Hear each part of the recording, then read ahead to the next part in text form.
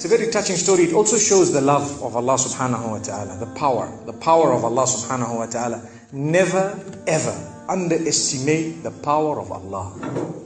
You know, there was a sheikh who mentioned this in Saudi Arabia, and there was a doctor that visited him from Pakistan and told him a story that happened to him. So he says, what happened to me? He says, the doctor who's speaking is a top neurologist, one of the top doctors in Pakistan, or, you know, a very, very good doctor, very hard to meet. It's said that perhaps you would have to wait months on end before you can get an appointment to see him. So what happened is, he says, I was flying from one city to another, a very busy man, flying quite often within the country and perhaps even outside. And he says, suddenly the clouds built up. Huge clouds, and the lightning started striking, and it started pouring, and there was lots of turbulence, and one of the engines was struck and it was damaged. So we had to land. And so what happened is, the landing was at a nearby little airport or a little strip and so on. And when they landed there, it was a remote area. How are you going to repair this aircraft? A few people who were on it, it was a small plane, they were, quite surprised because they landed it in such a remote place. No one's there to repair it. They would have to wait, definitely. So the doctor asks the captain or the pilot that, you know what, how long are you going to be? He says, no, we're going to be quite long. Well, I need to get to that area. Look, he says, it's just a 3-hour drive by vehicle. So why don't you just go by road? And you can go there and get there. He says, okay, good idea, because this is going to take long. So he decides to go on one of the try-shows, in Pakistan, one of the areas, wherever it was, and he jumped in. And as they started progressing, the clouds built again. And the lightning was striking, and the rain started pouring. And it was pouring so much that their vehicle could not move much more because of the mud and because of everything else. And so it was quite an open area with a bit of farmland. And after a while they realized, look, we're not getting anywhere. There's a little house here. Why don't we just go there? We can read our salah. Perhaps we can, see, have a bit of a meal or whatever else. And they decided to knock the door. Strange people, strange land, far off, out in the rurals. And so he knocks the door, and he's got his little bag and everything, and he walks in.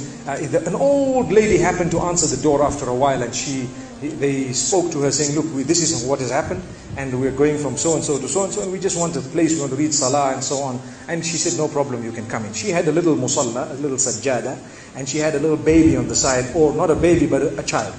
And the child, every little while, she's actually checking on the child, and she's sitting on that musalla, making dua and reading her own salah. These people fulfilled their salah, did whatever they had to. And when they were about to leave, they spoke to the old lady saying, thank you very much, jazakumullah khair, and so on. And, we're going, what's happening to this child, So the woman says, look, the child is an orphan. And the child is unwell, not well at all, very sick. And we've been to all the doctors around.